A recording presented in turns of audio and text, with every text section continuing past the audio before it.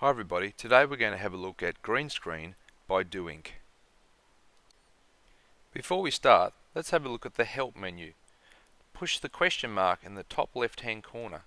That will give you general information about how the green screen effect works, using green screen, and all the different parts of the green screen editor.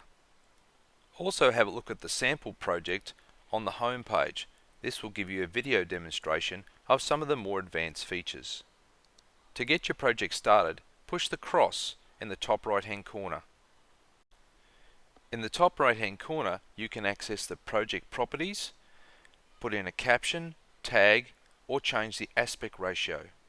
You can also push the question mark to look at the tutorial again.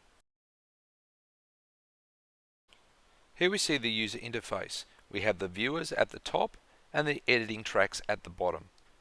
For your first few projects, it's best to pre-record your green screen video and your background image. Always add your background image first by pushing the middle plus sign. Then select the required image.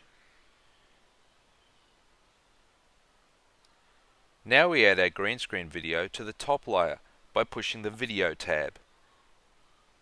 To shoot live video, simply select the camera icon as your source.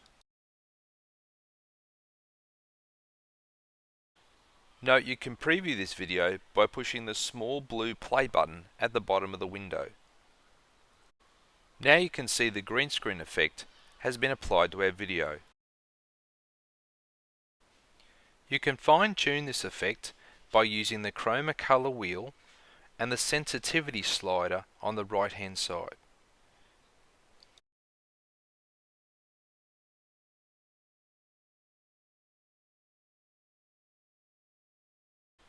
To trim the project, move the red timeline to the end of the video and then push the stopwatch icon. Preview your movie by pushing the play button. Now push the export icon to save your project to the camera roll.